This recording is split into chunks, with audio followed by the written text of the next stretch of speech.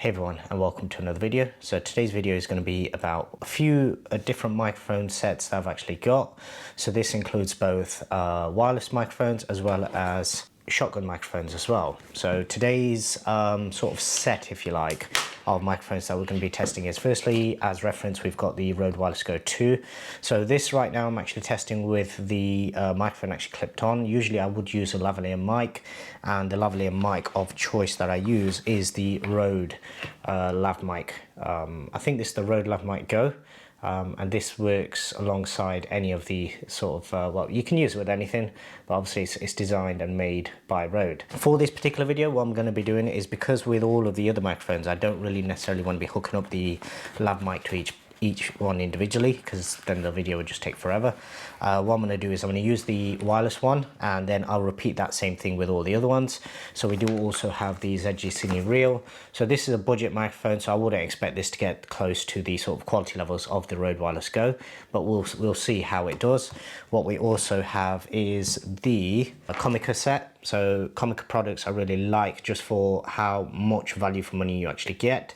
And in this sort of setup, I'm pretty sure this will actually perform almost identically. I wouldn't say it'd be exactly the same, but it's probably a lot closer than the ZGCine, just because of the sort of price bracket that it's in. Alongside that, we also have the Comica CVM VM10 II.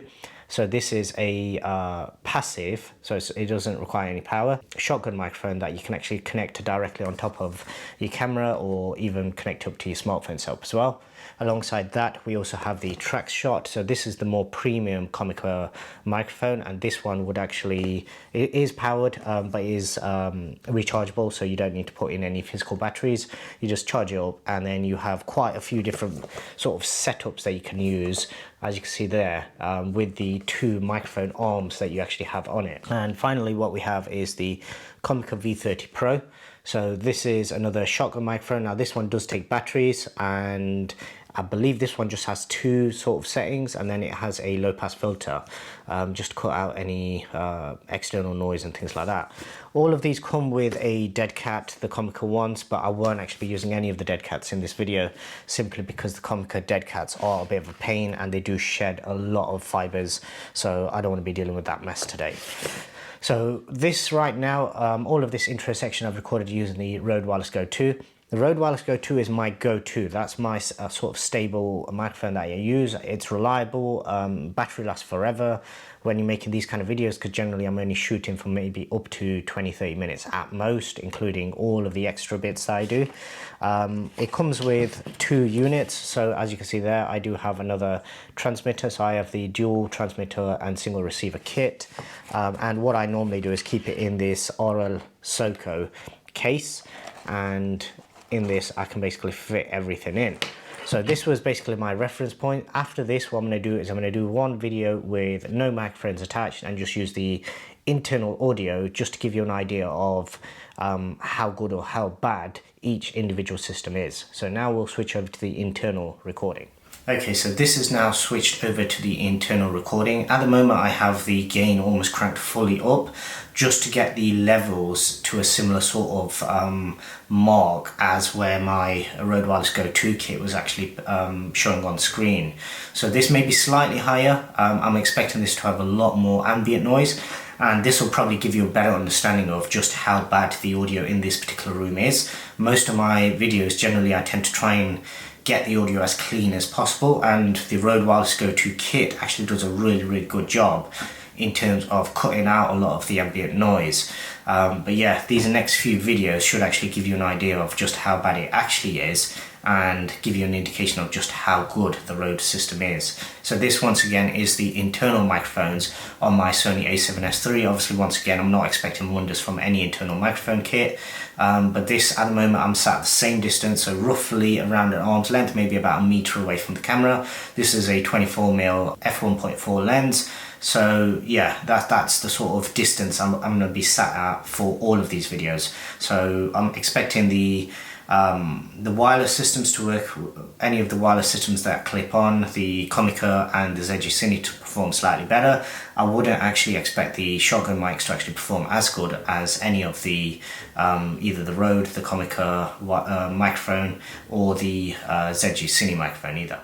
Okay, so here we are back with the ZGCine Reel. So this is a budget kit, budget microphone, wireless microphone kit that you can use with either your camera, or it does even come with everything that you need for the hooking up to a smartphone as well.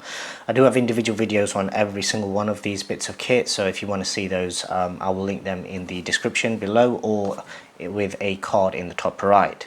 So this is with the actual wireless transmitter connected.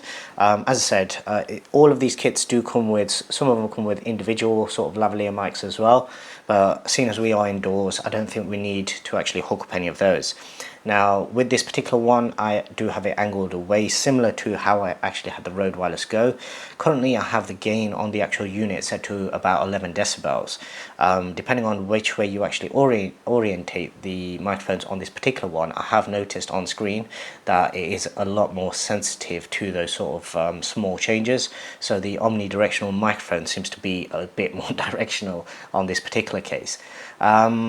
Other than that, yeah, we'll see how this actually compares. Having done a few tests previously, I do know that this system does have a lot more noise in the background, so we'll see how this actually turns out in comparison to all of the others. Once again, this is the ZGCine Reel.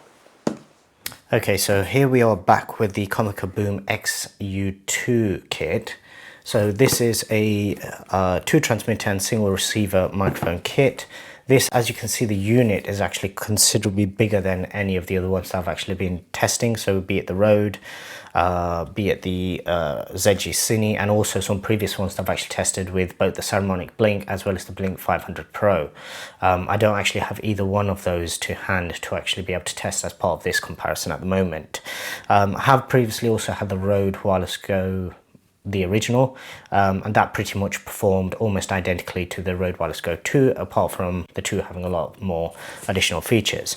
So the this Comica system, sorry, it does come with way more goodies. So everything to do with Comica usually comes with sort of carrying cases, and as you can see, and as I've shown in previous videos, they actually provide way more than anybody else, including a XLR connection as well. So if you did want to just use this system and hook up a XLR microphone, you can actually do that with this particular system as well. But yeah, we'll see how this one actually performs in comparison to every other test, and then you guys can leave your comments in the comment section below. So once again, this is the Comica Boom XU2 dual transmitter and single receiver microphone kit. Okay, so moving on to the shotgun microphones, and this is the Comica CVM VM10 version 2. So this is a shotgun microphone connected directly to the top of my Sony A7S3. With this being a passive microphone, it is reliant on the internals of whatever device you're using. So in this case, it's my Sony A7S3. We will have some powered shotgun microphones coming up a little later, but this is probably the easiest setup in terms of just setting it up and be ready to go. You never have to worry about batteries. As long as the camera has enough juice, basically you're ready to go.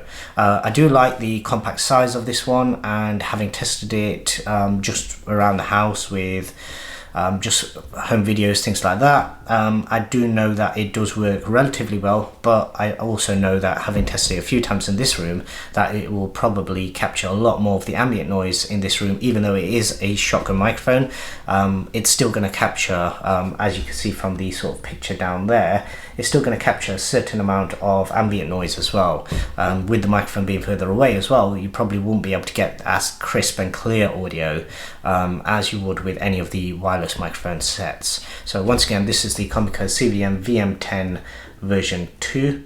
Okay, so here we are back with the Comica TraxShot microphone. So this is a active shotgun microphone, and this one actually has the benefit of being able to have two arms, essentially two arms that you can actually capture microphones. So they have microphones built into the front as well as the sides, I believe, depending on what type of setup you're actually using. And this one actually enables you to both have it in a shotgun microphone facing forwards, as well as having the ability to actually open it up to a wider angle. So if you wanted to actually capture more in a wider setup, and you also then have this T sort of set just at the bottom here, where basically you could capture both in front as well as behind the camera, and you can actually set them, I believe, individually. So you can actually have the arm that's facing facing forwards possibly have a higher gain because the person is further away, and obviously if you're right next to the camera, behind the camera, then you wouldn't necessarily want the one that's facing backwards to be at the same level. Otherwise basically you'll just be clipping your audio and you won't be able to hear the other person. So all of these videos I've tried my best to actually keep my tone roughly around the same level. This is actually a lot quieter than I would normally speak when I'm actually doing these videos, mainly because I've actually got a bit of a sore throat, but also to try and keep it as even as possible. Now with any of the setups where I've actually got a microphone connected on top, what I've actually tried to do is keep the gain on the internal sort of setup at 16, which is roughly around halfway, and is usually what I would use with my Rode Wireless Go 2 setup.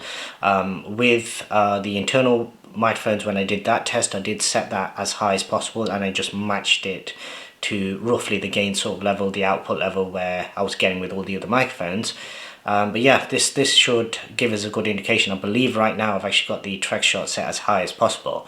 So whilst it may be getting my audio quite clearly, what it may also be doing is getting a lot of ambient noise in comparison to the wireless sort of lav setups that you get similar to these ones, where you're a lot closer, so when it actually isolates the audio it can do a much better job in terms of cutting out any ambient noise. But yeah, once again, this is the track shot, Comica's track shot microphone, and we will see how this one does in comparison to the rest. So here we are back with the Comica V30 Pro. So this microphone actually has a few different settings. So it does have a low pass filter, which I don't currently have enabled, I believe. And then it also has a couple of gain settings as well. So I believe when you first turn it on, it's basically on 0. And then it does have the option, if you switch it across, where it can actually cut the audio down by, I believe it's roughly around 10 decibels. So currently looking at the camera screen, it is roughly around just before it's actually clipping, so I'm hoping that the audio right now should be quite good.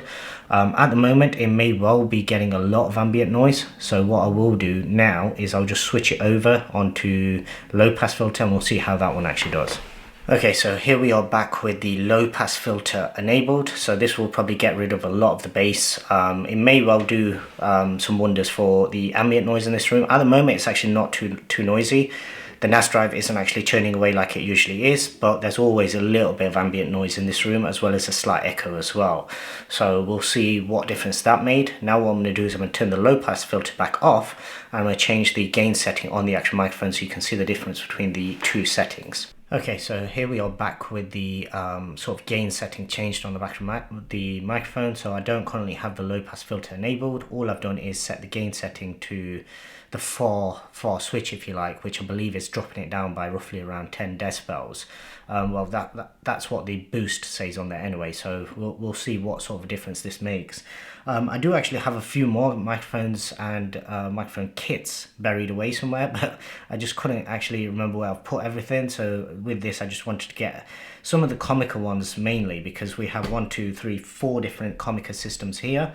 I do actually have a couple more of the CVM ones. I believe one of the other kits that I actually received recently, one of the mobile kits, that actually came with the version 1 of the CVM, I believe. So it'll be interesting to actually see if that is version 1, what the main differences are. Both of them are passive, so it's not like one's going to have a major advantage, but it'd be interesting to see if there are any small nuanced differences that we can actually spot between the two. So yeah, this is the Comica CVM V30 Pro once again. So this is a shotgun microphone. This is powered, so this is currently requiring 2 AAA batteries. I'm not sure how long the batteries would last. I've not actually used it long enough to actually form any type of idea in terms of what the battery performance is like. Generally with these kind of things, after the testing I tend to sort of drop back to my usual setup, just because it gives you a more reliable audio setup, and it's what I'm used to using basically. But if this test turns out really good and one of these microphones performs really well, then it may actually free me from having to actually have the microphone attached. The one benefit of having the sort of lav mic, the wireless lav mic setup, is that it does give you a lot of freedom in terms of being able to move around and not having to worry about actually staying within the sort of angle, if you like, of that shotgun microphone. And it also does a much better job in terms of cutting out ambient noise. Because I film most of my videos at home, odd times here and there. A lot of the times I'll have family members in other rooms, as well as just coming home, opening doors, things like that. And whilst most of the time I end up cutting most of that stuff out and just refilming that section, if I did include all of that, it would make for quite a comedic sort of interlude for most of my videos, where almost every single video of mine has bits where I have to cut them out just because there's so much noise in the background. And having a shotgun microphone just makes that harder, because it doesn't actually drown out those external sounds quite as much as the wireless lav mics do, which gives me more flexibility. So just in case I did actually miss any bits where there was noise going on in the background, this enables me to actually isolate those sounds and just keep that bit of audio in. Whereas with the shotgun microphones, it'd more or less be a case of refilm the whole thing. But having said all of that, it does make it a lot simpler, especially if one of these ones, for example, one of the passive systems works, because then you never have to worry about batteries, you never have to worry about syncing, turning things on, making sure you've got lav mic set up, all of those kind of things. It just makes it quicker, basically. So yeah, that was the test for today. What I will do is obviously edit all of this and put them into the relevant sequences. Do let me know down in the comment section below what you thought of each individual one and which one you preferred. I know I'm already going to be erring towards the side of the Rode Wireless Go 2, but I have been impressed by Comica products in the past, so we will see how all of this actually compares in a back-to-back comparison with the same environment, same sort of ambient noise levels. We will get a slight difference because of the NAS drive in the background, but generally it's been pretty much consistent throughout. So yeah, let me know down below. Okay, so here we are back with one final test, and that is the Rode Wireless Go 2 setup with the sort of interview microphone, if you like. So this is the Interview Go, so it's literally just a sleeve and a plastic holder for the actual microphone itself, but this is very good for any type of interview setups, and it does enable me to actually bring this quite close to my mouth, and on the screen I can actually see this is almost close to clipping in terms of the actual audio, so we'll see how this audio actually turns out.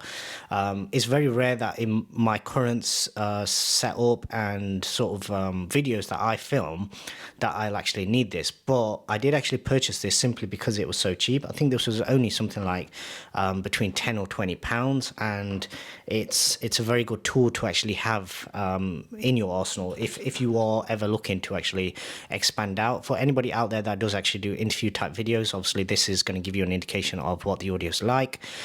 This audio, by the way, I've got set to exactly the same levels as the intro audio, where I actually had the other microphone, so I tend to have them set up separately. So this one generally I will use, this transmitter I will use with any lav mic setup that I have, and the other one, because I actually have the mag clip on that microphone, or that transmitter I should say, I actually use that just for when I don't want to actually use a lav mic. So with this one, because I didn't want to take the mag clip off, I've literally just used this same microphone. That's basically the setup that you have, and the gain, I believe, is set exactly the same between the two microphones. So yeah, that's it for this video. If you haven't already done so, please do subscribe to the channel. Also hit the bell icon, that way you're notified whenever I upload any new videos, and I'd really appreciate if you also give this video a thumbs up as well. And other than that, thanks very much for watching.